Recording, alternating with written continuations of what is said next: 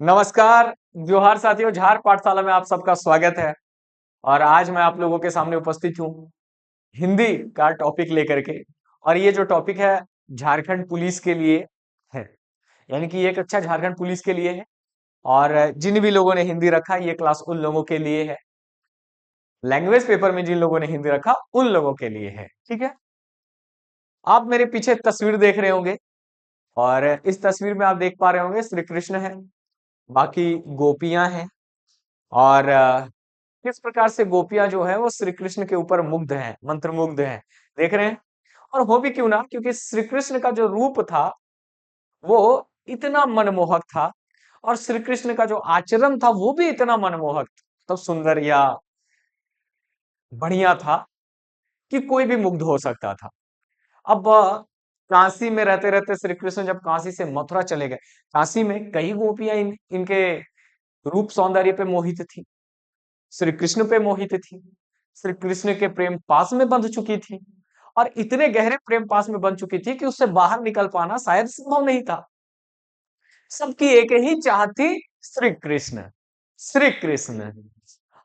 तो लेकिन श्री कृष्ण जी करते क्या है, श्री कृष्ण काशी से चले जाते हैं मथुरा, ये अपने कर्तव्य पथ पे आगे बढ़ते हैं। गोपियां पीछे छूट जाती हैं, मगर प्रेम तो नहीं छूटता ना, प्रेम तो बंधा हुआ है, प्रेम तो बना हुआ है।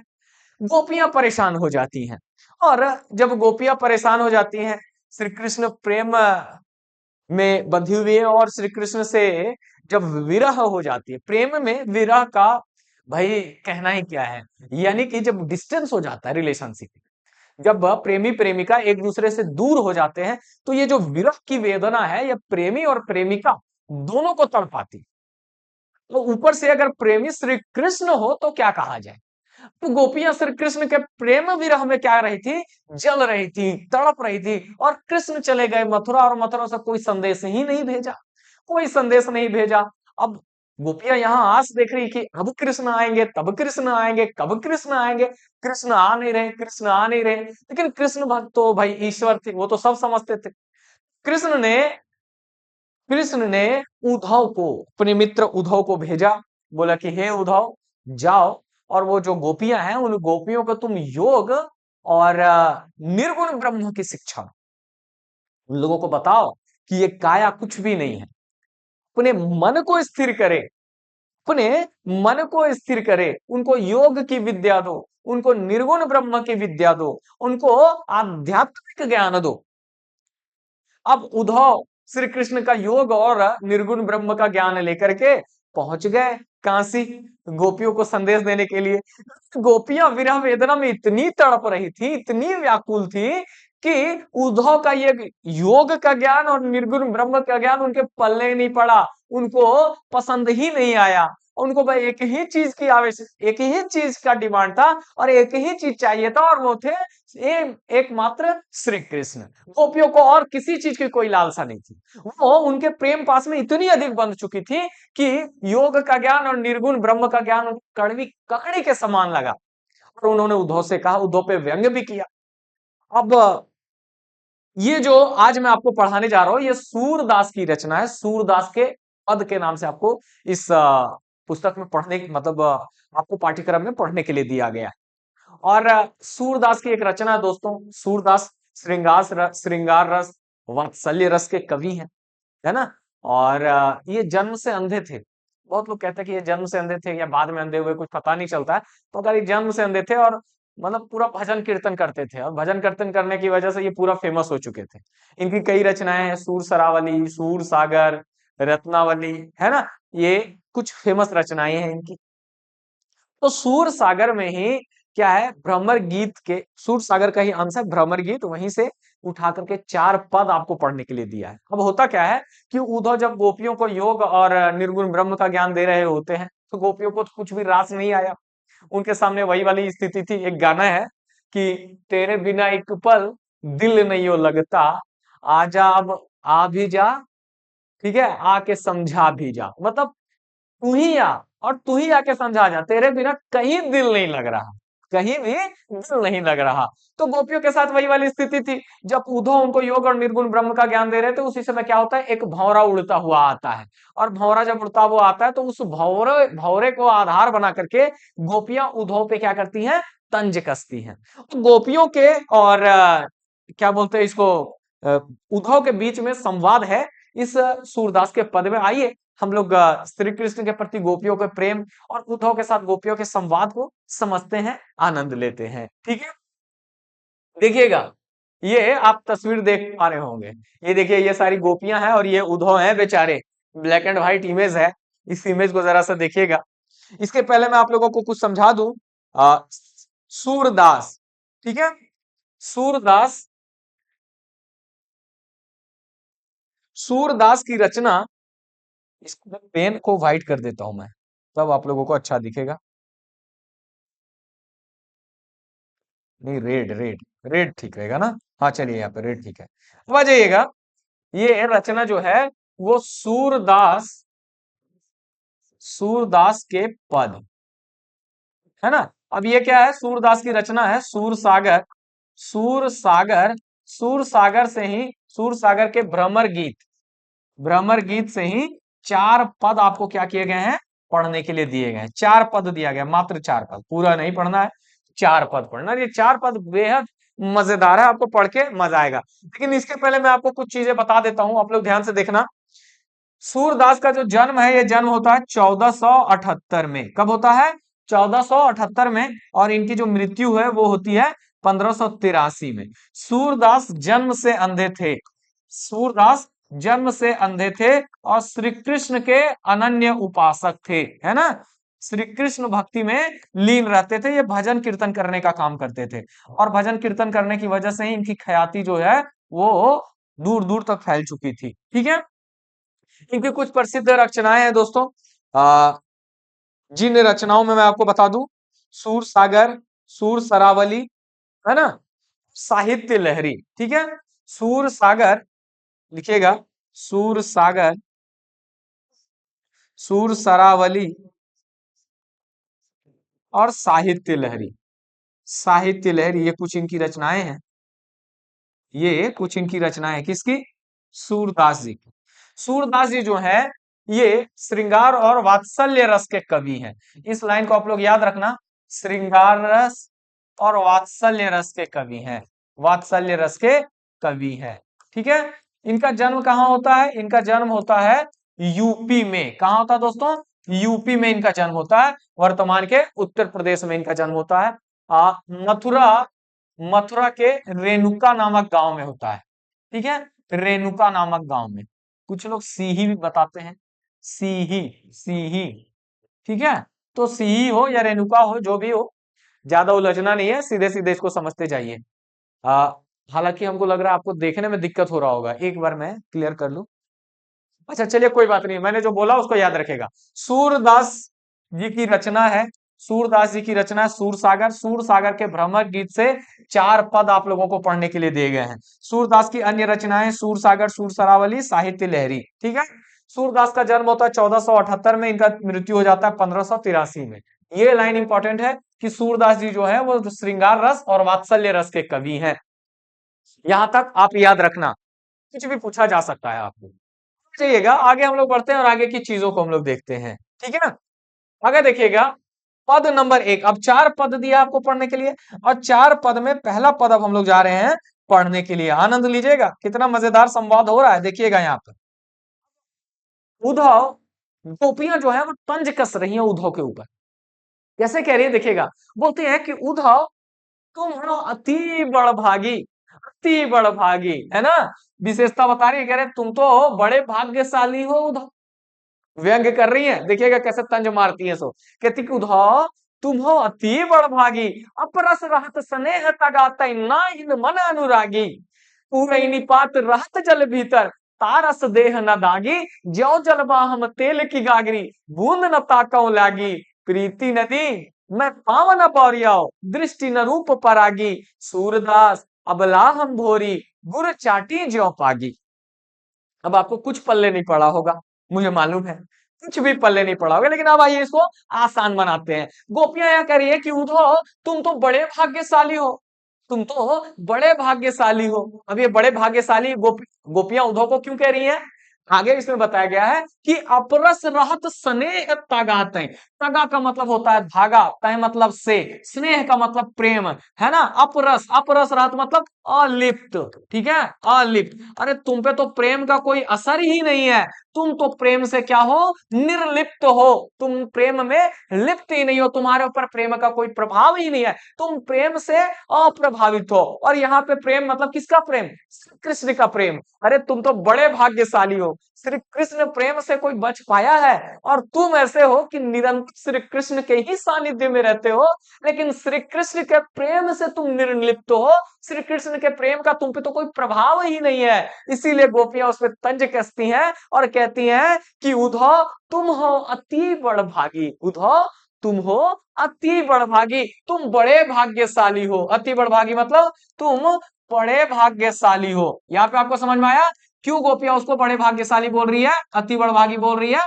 ये चीज क्लियर हो गया होगा। नाहिन मन अनुरागी, तुम्हारे मन में भी अनुराग नहीं है। मन में अनुराग का मतलब ही प्रेम होता है। तुम प्रेम के बंधन से नहीं बंध पाए, तुम्हारे मन में प्रेम नहीं है ना, कोई प्रेम वगैरह नहीं है तुम्हारे ऊपर, श्री कृष्ण का तो कोई प्रभाव ही नहीं है ना, श्री कृष्ण के प्रेम का कोई प्रभाव ही नहीं है। आगे इसका तुलना करके बताती, बोलती है कि उद्धव पूरैनी पात रहत जल भीतर, तारस देह न दागी। पूरैनी पात मतलब होता है कमल का पत्ता।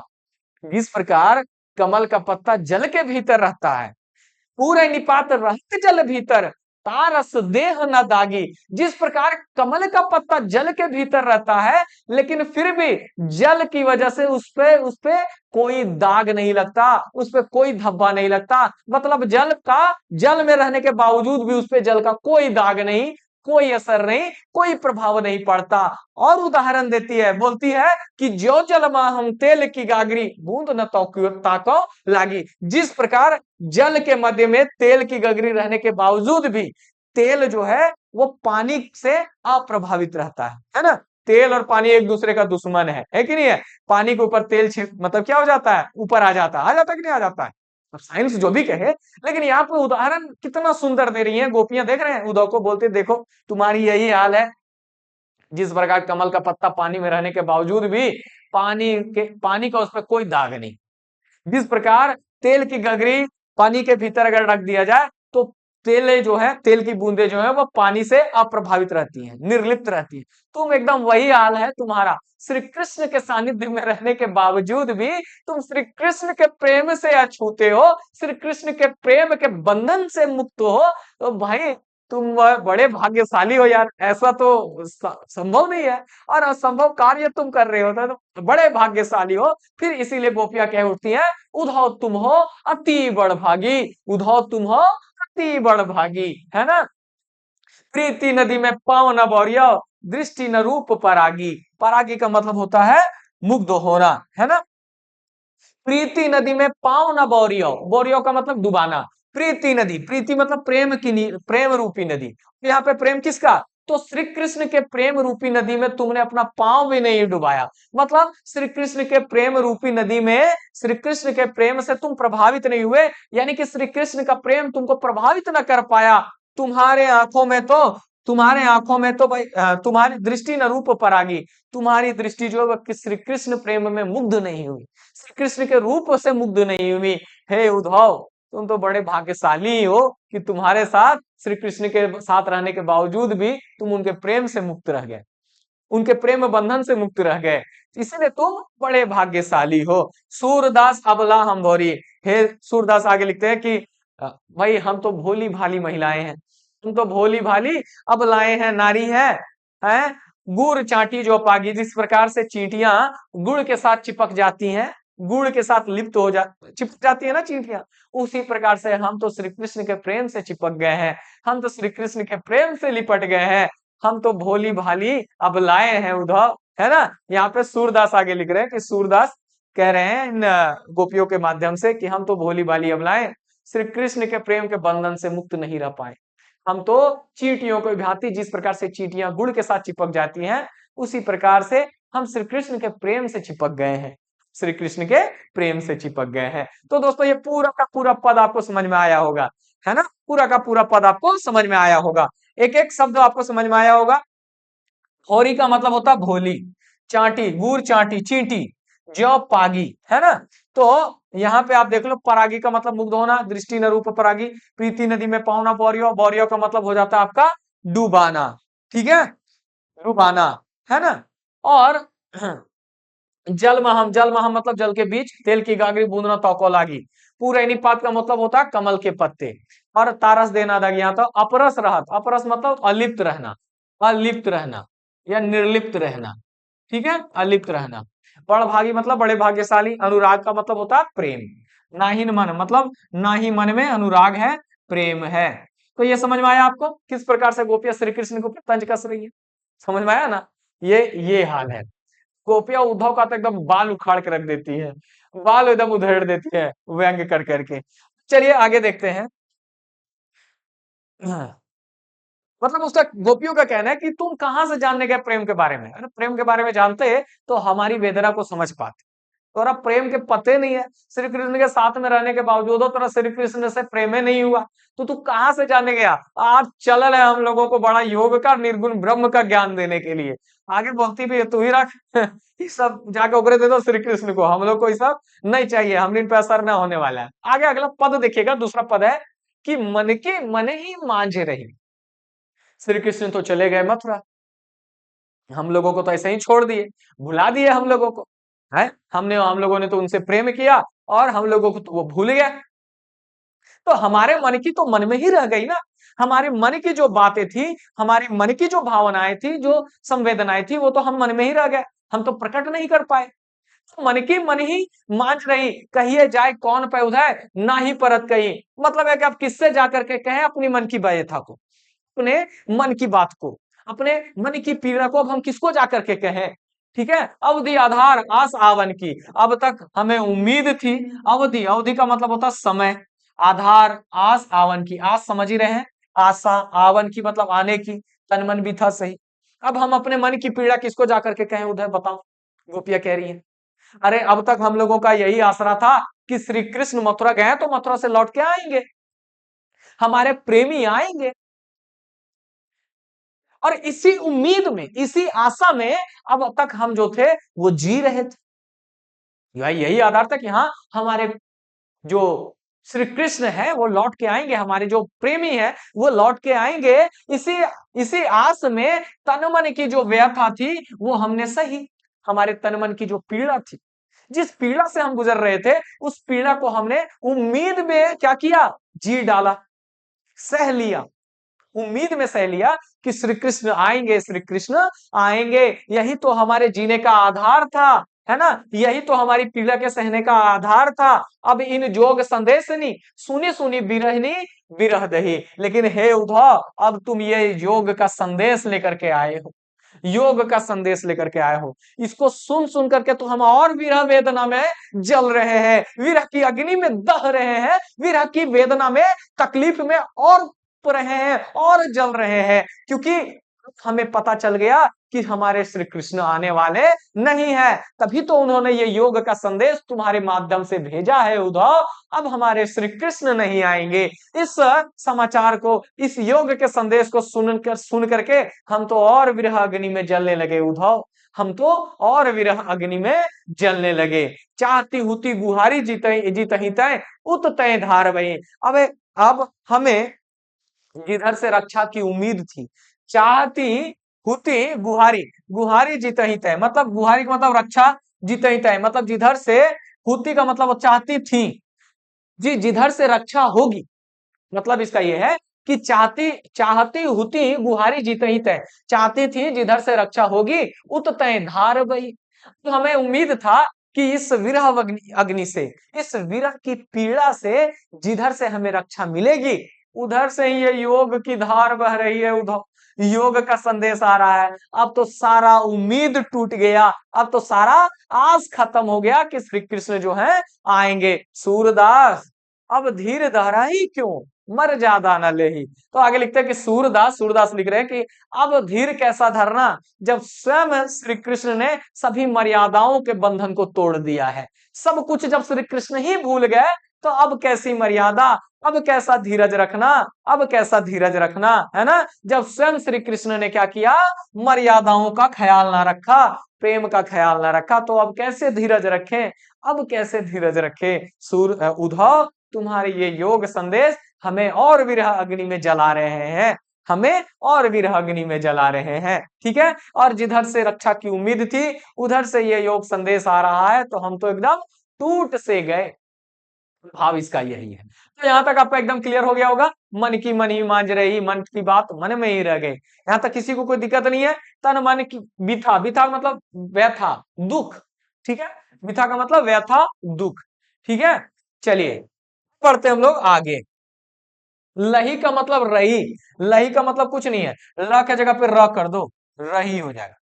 ठीक है, रही, है ना। धीर मतलब होता है धीरज, धीर मतलब धीरज, इसको याद रखिएगा, धीर मतलब धीरज। अब यहां से चले आगे, आगे देखिएगा, आगे है हमारे हरी हरिल की लकड़ी। हरिल एक पक्षी जो क्या करता है, लकड़ी को पकड़ करके रखता है। लिखते हैं कि हमारे हरी हरी हारिल की लकड़ी, हमारे हरी तो हारिल की लकड़ी के समान। जिस प्रकार हारिल की पक्षी लकड़ी को नहीं छोड़ती, उसी प्रकार हमने हमारे श्री कृष्ण को अपने तन मन में बसाया हुआ है। हम भी हारिल पक्षी के समान ही है, हम श्री कृष्ण को नहीं छोड़ सकते। हमारे लिए श्री कृष्ण कैसे हैं, हारिल की लकड़ी के समान है। मन क्रम वचन नंद नंदन, अरे हमारा मन, हमारा काम, हमारा वचन नंद नंदन। उर का मतलब होता है, उर का मतलब ऐसे होता है हृदय। तो हमारा मतलब पूरा का पूरा मेरा सब कुछ नंद के नंदन को समर्पित है। हमारा मन, हमारा क्रम, हमारा वचन सब नंदन, नंद के नंदन के लिए। नंद के नंदन, नंद के नंदन मतलब श्री कृष्ण, नंद के नंदन मतलब श्री कृष्ण। ठीक है, यह दृढ़ करी पकड़ी। तो हमने अपने मन से, क्रम से, वचन से श्री कृष्ण को दृढ़ता के साथ पकड़ करके रखा है, अपने हृदय में बसा करके रखा है। हमने श्री कृष्ण को दृढ़ता से पकड़ करके रखा है। हम उनके प्रेम में इस प्रकार से बंधे हुए हैं कि हारिल जिस प्रकार से अपनी लकड़ी को नहीं छोड़ता, उसी प्रकार से हम श्री कृष्ण को नहीं छोड़ सकते, श्री कृष्ण को नहीं छोड़ सकते, है ना। तो मन क्रम वचन नंद नंदन, यह दृढ़ करी पकड़ी। हमने मन से, वचन से, कृष्ण से, मन से, क्रम से, वचन से नंद के नंदन को, श्री कृष्ण को अपने हृदय में बसा रखा है और इसे दृढ़ता से पकड़ करके रखा है। हम श्री कृष्ण से अलग नहीं हो सकते, हम श्री कृष्ण से अलग नहीं हो सकते। जागत सोवत स्वप्न दिवस निसी, जागते सोते स्वप्न दिन रात देखते हैं। कान कान जकरी, जकरी मतलब जपते हैं, है ना। जागते सोते, दिन हो रात हो, कान्हा कान्हा जपते हैं। ये कान्हा कान्हा गोपियां बोल रही कि हम तो कान्हा कान्हा जपते हैं, मतलब एक ही भाई, एक ही श्री कृष्ण, श्री कृष्ण और श्री कृष्ण। सुनत जोग लागत है ऐसो, जो करुई ककरी। इसको ध्यान दीजिएगा, गोपियां कह रही कि ये जोग संदेश सुनकर के तो ऐसे लग रहा है जैसे कड़वी ककड़ी खा ली हो। क्या की हो, कड़वी ककड़ी के समान लग रहा है तुम्हारा ये योग संदेश हमको, हम लोगों को। उद्धव, ये जो तुम योग संदेश हमें सुना रहे हो, ये कड़वी ककड़ी के समान लग रहा है। करुई ककड़ी मतलब कड़वी ककड़ी के समान लग रहा है। सूतो व्याधि हमको ले आए, देखी सुनी ना करी। ये कौन सा व्याधि लेकर के आ गए उद्धव, जिसके बारे में ना तो कभी देखा ना सुना। ये कौन सा व्याधि, योग को गोपियां क्या बता रही हैं, व्याधि बता रही हैं। व्याधि मतलब रोग, है ना। गोपियां देख रहे हैं, व्यंग कर रही हैं कि ये उद्धव, ये तुम कौन सा व्याधि लेकर के आए, इसके बारे में तो हमने ना कभी देखा ना सुना। ये कौन सा रोग तुम लेकर के आए हो। या तो सूर तिन्हीं ले सौंपो, जिनके मन चक्री, मन चक्री मतलब मन चंचल, चक्री मतलब चंचल। तो गोपियां कहती हैं उद्धव से, कहती हैं, सूरदास गोपियों के माध्यम से उद्धव से कहवा रहे हैं कि ये जो योग संदेश तुम लाए हो उद्धव, ये जाकर के उसी को सौंप दो जिसका मन चंचल है, जिसका मन चक्री के समान घूमते रहता है, जिसका मन स्थिर नहीं है। यहाँ पे मन चक्री किसके बारे में बात किया जा रहा है, श्री कृष्ण के बारे में। यानी कि गोपियां कह रही हैं उद्धव से कि ये जो योग संदेश तुमको भिजवाया है ना श्री कृष्ण, ये योग संदेश, ये योग की जरूरत श्री कृष्ण को ही है। क्योंकि उन्हीं का मन चंचल है। हमारा तो मन स्थिर है, हमारा तो मन श्री कृष्ण में लगा हो, वही है, स्थिर है, फिक्स है, वो नहीं हिलता वहां से। जिसका मन चंचल है उसको योग की जरूरत है, हमें योग की जरूरत नहीं है। तो यहाँ पे मन चंचल, मन चक्री के समान किसका बताया जा रहा है? श्री कृष्ण का, है ना। गोपियां किसको बोलती हैं जाकर के? योग व्याधि सौंपने, श्री कृष्ण को सौंपने बोलती हैं, ठीक है। और योग को कैसा बताती हैं? तो व्याधि के समान, रोग के समान बताती है, ध्यान दीजिएगा। क्लियर है? हमरे हरि हारिल की लकड़ी, यहाँ पे गोपियां कृष्ण को क्या बता रही हैं? हारिल की लकड़ी के समान बता रही हैं। गोपियां बता रही है कि हमारे लिए हरि, यानी कि हरि जो, हरि यहाँ पे श्री कृष्ण है, हमारे लिए हरि जो है वो हारिल की लकड़ी के समान है ना। नंद के नंदन मतलब श्री कृष्ण, श्री कृष्ण नंद के पुत्र, नंद के नंदन मतलब नंद के पुत्र। तो ये तीसरा पद भी आपका यहाँ पे क्लियर हो गया। आइए बढ़ते हैं चौथे पद की ओर। हरि है राजनीति पढ़ी आए, गोपियां कहती है कि हरि है ना, राजनीति पढ़ी आए, राजनीति पढ़ लिए हमारे हरि। समुझी बात कहत मधुकर के समाचार सब पाए, एक अति चतुर होते पहले ही अब गुरु ग्रंथ पढ़ाए। ठीक है, सारी बातें गोपियां समझ करके, सारे संदेश सुन करके बोलती हैं कि एक तो पहले से वो चतुर थे, अब ऊपर से और राजनीति पढ़ लिए जाकर के मथुरा में, है तो राजनीति पढ़ करके तो और एक चतुर हो गए हैं वो। उनकी सारी ये जो योग संदेश भिजवाए हैं ना, इससे उनका संदेश से सब कुछ क्लियर हो रहा है कि श्री कृष्ण अब और ज्यादा चतुर हो गए हैं, और ज्यादा चतुर हो गए हैं। यही बात ये पहले लिखते हैं यहाँ पे कि एक अति चतुर होते पहले ही, होते मतलब थे, एक तो पहले ही अति चतुर थे, अब गुरु ग्रंथ पढ़ाए, अब गुरु ने उसको और ग्रंथ पढ़ा दिया है राजनीति का, चतुराई का, तब तो और चतुर हो गए वो। कौन? श्री कृष्ण। बड़ी बुद्धि जानी जो उनकी योग संदेश पठाए। अब सब समझ में आ रहा है कि उनकी बुद्धि कितनी बढ़ गई है, वो और कितने चतुर हो गए हैं। उनकी चतुराई साफ झलक रही है जो उन्होंने योग का संदेश हम लोगों के लिए भिजवाया। उद्धव भले लोग आगे के पर हित डोलत धाये, उद्धव पहले के लोग बहुत अच्छे थे, दूसरों की भलाई के लिए दौड़े चले आते थे। पहले के लोग बहुत अच्छे थे, दूसरों की भलाई के लिए दौड़े चले आते थे। अब अपने मन फेर पहिए चलत जू हुते चुराए। देखो उद्धव, अब हम तभी संतोष पाएंगे जब श्री कृष्ण ने जाते समय जो हमारा मन चुरा के ले गए थे ना, वो मन बस वापस कर दे, तभी हम लोगों को क्या होगा? तसल्ली मिलेगी, शांति मिलेगी। अब हमारा मन वापस चाहिए, जो मन श्री कृष्ण मथुरा जाते समय चुरा करके ले गए, मन चुरा करके ले गए श्री कृष्ण। गोपियां बड़ा अच्छा कहती है, अब अपने मन फेर पई है चलत जू हुते चुराए। तो जो हमारा मन श्री कृष्ण मथुरा जाते समय चुरा के ले गए थे ना, अब वो हमें वापस चाहिए, तभी हमें संतोष होगी, तभी हमें संतोष होगी। तय क्यों नीति करे आपुन जे और अनीति छुड़ाए। अरे वो अपनों से कैसे, क्यों अनीति कर रहे हैं? जो दूसरों को अनीति से बचाते हैं, अन्याय से बचाते हैं, अन्याय से रक्षा करते हैं, जो दूसरों को अन्याय से रक्षा करते हैं, वो अपनों पे क्यों अन्याय कर रहे हैं? वही बात लिखते कि ते क्यों अनीति करें आपुन, है ना। वो अपनों से क्यों अनीति कर रहे हैं, अन्याय कर रहे हैं, जो जे और अनीति छुड़ाए, जो दूसरों को अनीति से रक्षा करते हैं, अन्याय से बचाते हैं। राजधर्म तो यह है सूर जो प्रजा न जाहि सताए। राजधर्म तो यही कहता है ना कि प्रजा को सताया नहीं जाना चाहिए, प्रजा को नहीं सताया जाना चाहिए, यही तो राजधर्म है।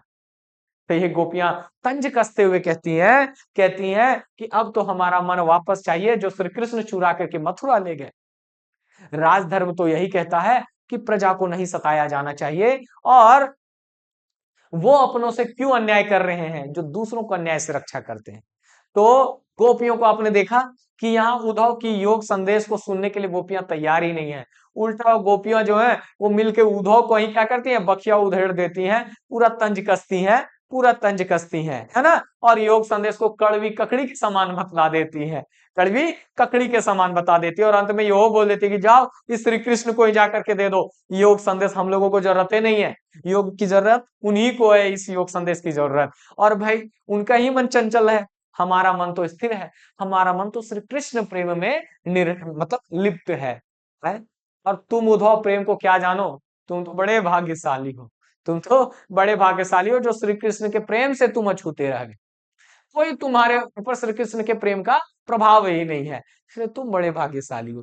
तो दोस्तों ये सूरदास के पद थे, बड़े मजेदार थे। आपने देखा, एक एक चीज को समझा, और पूरा चारों के चारों पद यहाँ पे आप लोगों ने पढ़ डाला, और मुझे यकीन है कि आपको सब समझ में आया होगा, मजा आया होगा। तो आइए अब हम लोग कुछ यहाँ पे देख रहे हैं, ये सूरदास है, सूरदास के सामने बाल रूप में श्याम जी बैठे हुए हैं, हमारे श्री कृष्ण जी बैठे हुए हैं। तो एक बार बोलेंगे राधे राधे, क्या बोलेंगे?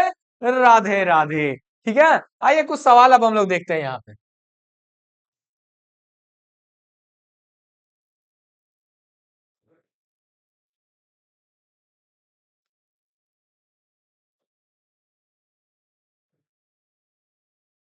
चलेगा, कुछ सवाल है, इन सवालों को देखिएगा।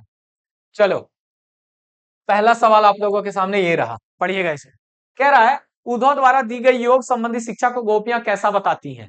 देखो, उद्धव जो है वो योग संदेश लेकर के आए, श्री कृष्ण ने भिजवाया उद्धव। तो उद्धव के द्वारा जब योग संदेश दिया जा रहा था, तो इस योग संदेश को गोपियां कैसी बताती हैं? हारिल की लकड़ी के समान, गुड़ के समान मीठी, या राज धर्म योग्य, या कड़वी ककड़ी के समान बतलाती हैं। कैसा बतलाती हैं? कैसा बतलाती हैं? करुई ककड़ी, करुई ककड़ी का मतलब क्या होता है? कड़वी ककड़ी होता है। तो कड़वी ककड़ी के समान बतलाती हैं, है ना? कड़वी ककड़ी, कोई खाना पसंद करेगा? तो योग को गोपियां कड़वी ककड़ी के समान बताती हैं, ठीक है? कड़वी ककड़ी के समान बतलाती हैं, है ना? चलिए, इसका अगला सवाल देखिएगा। गोपियों के अनुसार किसने राजनीति की शिक्षा प्राप्त कर ली है? बताइएगा। है, हरि है, राजनीति पढ़ी आए, हरि है, राजनीति पढ़ी आए। तो हरि को बोलती हैं, किसको? हरि, यानी कि श्री कृष्ण को। तो श्री कृष्ण से, किसको?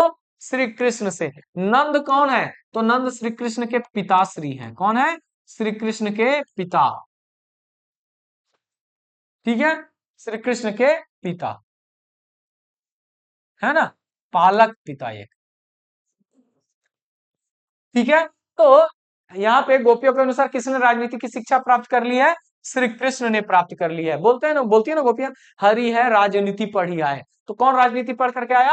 हरि, श्री कृष्ण, ठीक है? श्री कृष्ण। एक तो अति चतुर होते हैं पहले ही, अब गुरु ग्रंथ पढ़ाए, हरि है, राजनीति पढ़ी आए। तो हरि ने राजनीति पढ़ लिया, एक तो पहले ही अति चतुर थे, अब ऊपर से गुरु ने ग्रंथ पढ़ा दिया है इनको, और राजनीति सिखा दिया है इनको, तो और चतुर हो गए। तो यहाँ गोपियों के अनुसार किसने राजनीति की शिक्षा प्राप्त कर ली है? श्री कृष्ण ने। अगला, कृष्ण द्वारा चुराई गई अपनी किस वस्तु को गोपियां वापस लेना चाहती हैं? श्री कृष्ण द्वारा चुराई गई किन किस चीज को गोपियां वापस लेना चाहती हैं?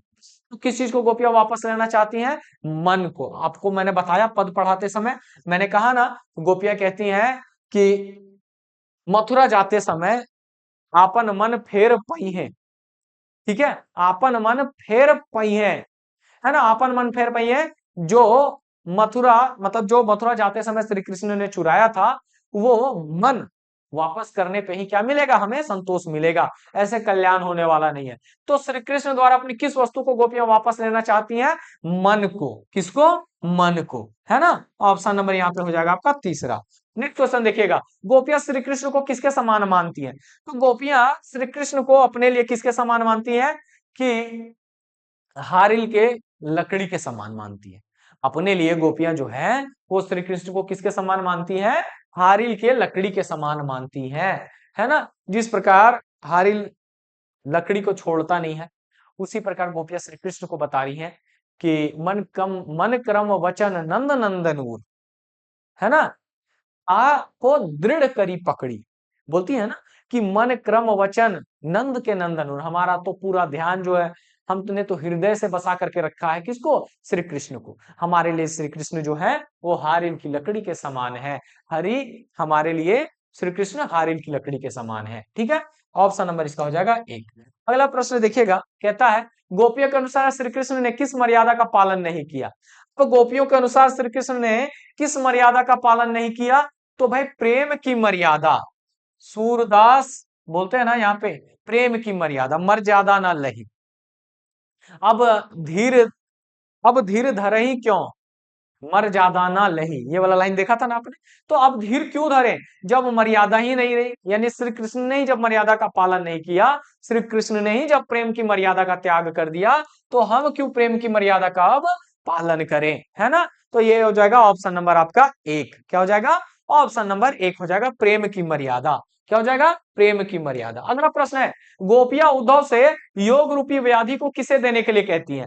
तो ये गोपियां जो है वो कहती है ना कि ये कैसा व्याधि ले आए तुम उद्धव, ये कौन सा रोग ले आए तुम उद्धव बताओ, ये जिसके बारे में कभी सुना नहीं जाना नहीं, कौन रोग, ये योग नामक व्याधि तुम ले आए हो, ये तुम उसी को जाकर के दे दो जिसका मन चक्री के समान है, जिसका मन चक्री के समान है।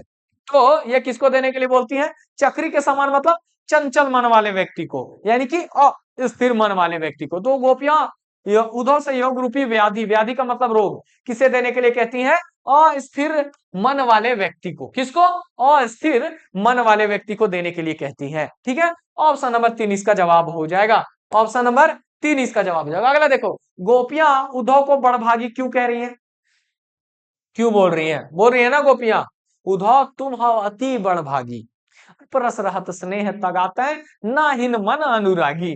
तो गोपियां उद्धव को बड़भागी क्यों बोल रही है, भाग्यशाली क्यों बोल रही है, उनसे ईर्ष्या करती हैं, उनसे खींच कर उन पर व्यंग कर रही हैं, या उन पर क्रोध में, नहीं, गोपियां जो है वो उद्धव पर व्यंग करते हुए कहती है भाग्यशाली। क्या ये सच में भाग्यशाली है, नहीं, गोपियों के अनुसार ये भाग्यशाली नहीं है, ये व्यंग कर रही है गोपियां, किसके ऊपर, उद्धव के ऊपर, याद रखिएगा।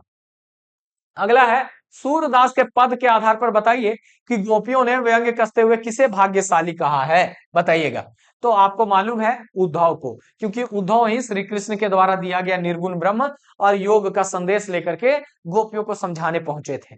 उद्धव को ही गोपियां क्या करती हैं, उद्धव पे ही गोपियां क्या करती हैं, व्यंग कसती हैं। तो व्यंग कसते हुए गोपियां उद्धव को क्या कहती हैं, भाग्यशाली कहती हैं, कहती है ना, उद्धव तुम हो अति बड़भागी, उद्धव तुम हो बड़े भाग्यशाली, अति बड़भागी, ना हिन न अपरस रहत स्नेह तगाते ना हिन मन अनुरागी। तो ये उद्धव को कहती हैं, किसको, उद्धव को। अगला देखो, गोपियों के अनुसार श्री कृष्ण अपने किस कार्य द्वारा उन पर अन्याय कर रहे हैं। अब बोलती है ना गोपियां कि वो क्यों अन्याय कर रहे हैं अपने पे, जो दूसरों को अन्याय से बचाते हैं, बोलती है ना। तो ये किसको बोलती है, गोपियों के अनुसार श्री कृष्ण अपने किस कार्य द्वारा उन पर अन्याय कर रहे हैं। तो बिना बताए मथुरा जाकर, ये राजधर्म की बातें करके, ये रोज रोज उनके स्वप्न में आकर, या योग का संदेश भिजवाकर। तो ये वाला हो जाएगा आपका ऑप्शन नंबर 4 हो जाएगा, योग का संदेश भिजवाकर। गोपियों को तो भाई यही आशा थी कि हमारे श्री कृष्ण वापस आएंगे, लेकिन श्री कृष्ण तो वापस आए नहीं, वो योग का संदेश भिजवा दिए, और योग का संदेश भिजवा करके गोपियों के अनुसार श्री कृष्ण क्या कर रहे हैं, अन्याय कर रहे हैं, है ना। चलिए अगला देखिएगा, हरि है राजनीति पढ़ी आए का तात्पर्य स्पष्ट कीजिए।